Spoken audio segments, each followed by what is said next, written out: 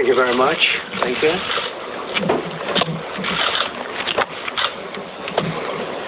Good evening. I'd like to provide the American people with an update on our efforts to protect the integrity of our very important 2020 election. If you count the legal votes, I easily win. If you count the illegal votes, they can try to steal the election from us. If you count the votes that came in late, we're looking at them very strongly, but a lot of votes came in late. I've already decisively won many critical states, including massive victories in Florida, Iowa, Indiana, Ohio. To name just a few, we won these and many other victories despite historic election interference from big media, big money, and big tech. As everybody saw, we won by historic numbers. And the pollsters got it knowingly wrong. They got it knowingly wrong. We had polls that were so ridiculous, and everybody knew it at the time. There was no blue wave that they predicted.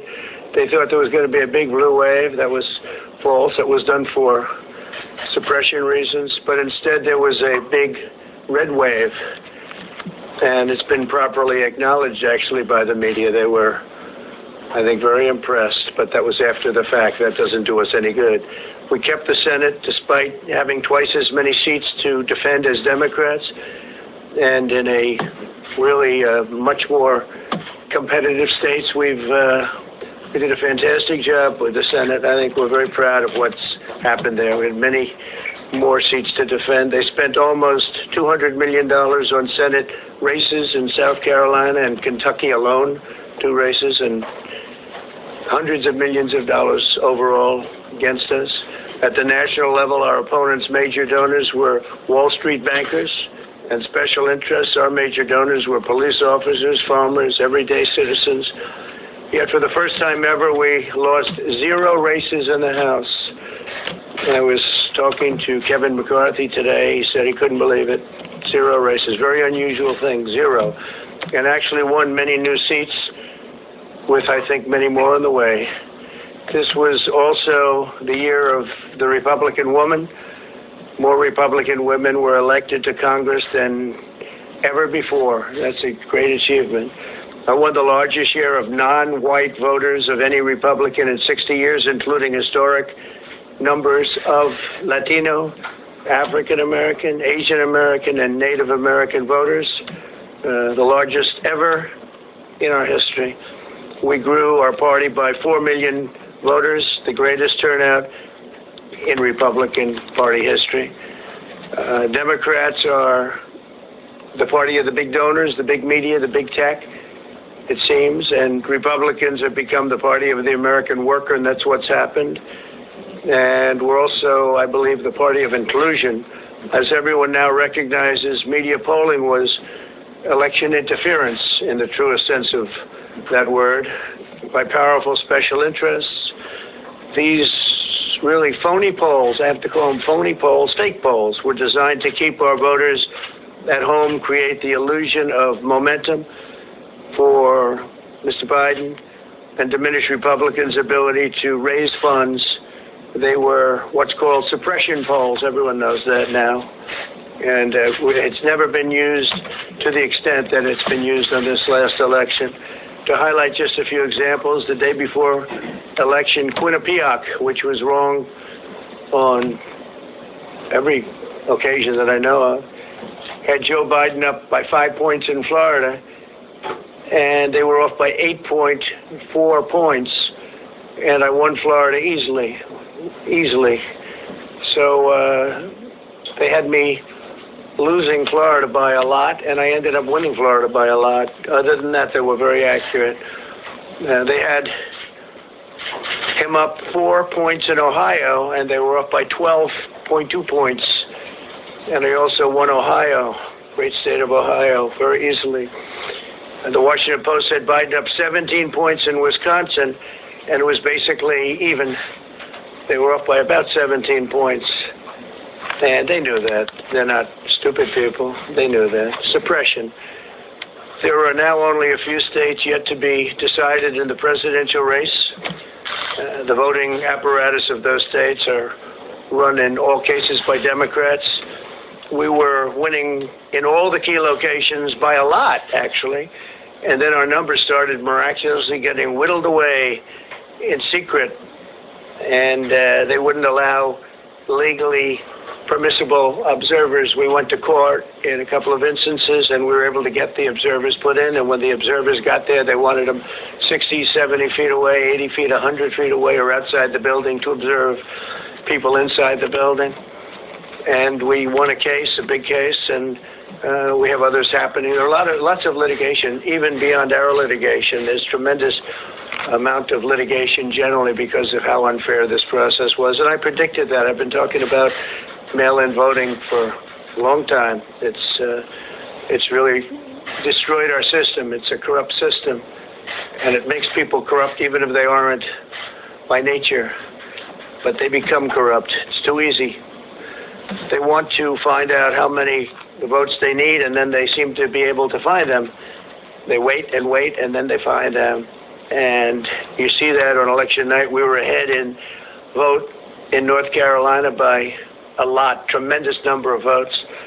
And we're still ahead by a lot, but not as many, because they're finding ballots all of a sudden. Oh, we have some mail-in ballots. It's amazing how those mail-in ballots are so one-sided, too. I know that it's supposed to be to the advantage of the Democrats, but in all cases, they're so one-sided.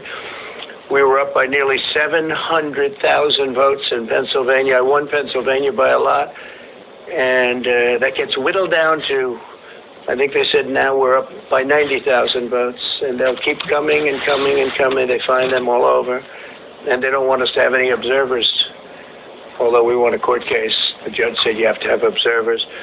Likewise in Georgia, and they're appealing. Actually, they're appealing.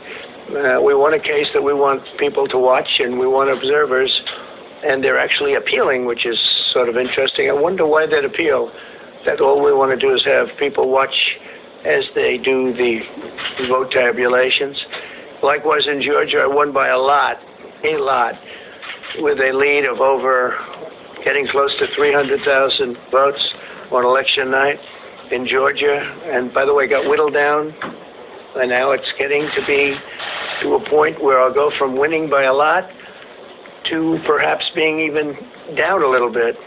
In Georgia, a pipe burst in a faraway location, totally unrelated to the location of what was happening, and they stopped counting for 4 hours, and a lot of things happened. The election apparatus in Georgia is run by Democrats. We also had margins of 300,000 in Michigan. We're way up in Michigan, won the state. And in Wisconsin, we did likewise fantastically well. And that got whittled down. In every case, they got whittled down. Today, we're on track to win Arizona. We only need to carry, I guess, 55% of the remaining vote, 55% margins, and that's a margin that we've significantly exceeded, so we'll see what happens with that, but we're on track to do okay in Arizona. Our goal is to defend the integrity of the election. We'll not allow the corruption to steal such an important election, or any election for that matter, and we can't allow anybody to silence our voters and manufacture results. I've been doing a lot of public things for a long time. I've never had anything that's been as inspirational, by people calling, talking, sending things to us. I've never seen such love and such affection and such spirit as I've seen for this. People know what's happening, and they see what's happening, and it's before their eyes. And there are many instances which will be reported very shortly. There's tremendous litigation going on, and this is a case where they're trying to steal an election. They're trying to rig an election, and we can't let that happen. Detroit and Philadelphia, known as two of the most corrupt political places anywhere in our country, easily cannot be responsible for engineering the outcome of a presidential race, a very important presidential race. In Pennsylvania, Democrats have gone to the state Supreme Court to try and ban our election observers, and very strongly. Now, we won the case, but they're going forward. They don't want anybody in there. They don't want anybody watching them as they count the ballots. And I can't imagine why. There's absolutely no legitimate reason why they would not want to have people watching this process, because if it's straight, they should be proud of it. Instead, they're trying, obviously, to commit fraud. There's no question about that. In Philadelphia, observers have been kept far away, very far away, so far that people are using binoculars to try and see, and there's been tremendous problems caused. They put paper on all of the windows so you can't see in, and the people that are banned are very unhappy and become somewhat violent. The 11th Circuit ruled that in Georgia the votes have been in by Election Day, that they should be in by Election Day, and they weren't. Votes are coming in after Election Day. And they had a ruling already that you have to have the votes in by Election Day. To the best of my knowledge, votes should be in by Election Day. And they didn't do that. Democrat officials never believed they could win this election, honestly. I really believe that. That's why they did the mail-in ballots, where there's tremendous corruption and fraud going on. That's why they mailed out tens of millions of unsolicited ballots without any verification measures whatsoever. And I've told everybody that these things would happen because I've seen it happen. I watched a lot of different elections before they decided to go with this big, massive election with tens of millions of ballots going out to everybody, in many cases totally unsolicited. This was unprecedented in American history. This was by design, despite years of claiming to care about the election security. They refused to include any requirement to verify signatures, identities, or even determine whether they're eligible or ineligible to vote. People are walking in there. They have no idea. They're just taking numbers. They're writing down things, the workers, and doing a lot of bad things. And we have a lot of information coming and litigation that you'll see that will shake even you people up, and you've seen it all. The officials overseeing the counting in Pennsylvania and other key states are all part of a corrupt Democrat machine that you've written about, and for a long time you've been writing about the corrupt Democrat machine. I went to school there, and I know a lot about it. It hasn't changed. It's a long time ago, and hasn't changed. It's gotten worse. In Pennsylvania, partisan Democrats have allowed ballots in the state to be received 3 days after the election. And we think much more than that. And they're counting those without even postmarks or any identification whatsoever. So you don't have postmarks, you don't have identification.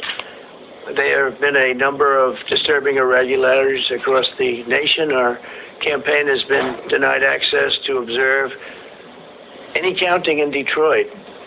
Detroit is another place. And I wouldn't say it had the best reputation for election integrity. Poll workers in Michigan were duplicating ballots, but when our observers attempted to challenge the activity, those poll workers jumped in front of the volunteers to block their view so that they couldn't see what they were doing. And it became a little bit dangerous. One major hub for counting ballots in Detroit covered up the windows again with large pieces of cardboard. And so they wanted to protect and block the counting area. They didn't want anybody seeing the counting, even though these were observers who were legal observers that were supposed to be there. In Detroit, there were hours of unexplained delay in delivering many of the votes for counting. The final batch did not arrive until 4 in the morning, and even though the polls closed at 8 o'clock. So they brought it in, and the batches came in, and nobody knew where they came from. We've also been denied access to observe in critical places in Georgia. In multiple swing states, counting was halted for hours and hours on election night, with results withheld from major Democrat-run locations only to appear later. And they suddenly appeared, and they all had the name Biden on them, or just about all. I think almost all. They all had the name Biden on them, which is a little strange. I challenge Joe and every Democrat to clarify that they only want legal votes, because they talk about votes, and I think they should use the word legal votes. We want every legal vote counted, and I want every legal vote counted. We want openness and transparency, no secret count rooms, no mystery ballots, no illegal votes being cast after Election Day. You have election day, and the laws are very strong on that. You have an election day, and they don't want votes cast after election day, and they want the process to be an honest one. It's so important. We want an honest election, and we want an honest count, and we want honest people working back there, because it's a very important job. So that's the way this country is going to win. That's the way the United States will win, and we think we will win the election very easily. We think there's going to be a lot of litigation because we have so much evidence, so much proof, and it's going to end up perhaps at the highest court in the land. We'll see. But we think there'll be a lot of litigation because we can't have an election stolen like this. And I tell you, I have been talking about this for many months with all of you, and I've said very strongly that mail-in ballots are going to end up being a disaster. Small elections were a disaster. Small, very easy-to-handle elections were disastrous. This is a large-scale version, and it's getting worse and worse every day. We're hearing stories that are horror stories, absolute horror stories, and we can't let that happen to the United States of America. It's not a question of who wins, Republican, Democrat, Joe, myself. We can't let that happen to our country. We can't be disgraced by having something like this happen. So it will be hopefully cleared up, maybe soon, I hope soon, but it'll probably go through a process, a legal process. And as you know, I've claimed certain states, and he's claiming states, and we can both claim the states, but ultimately I have a feeling judges are going to have to rule. But there's been a lot of shenanigans, and we can't stand for that in our country. Thank you very much.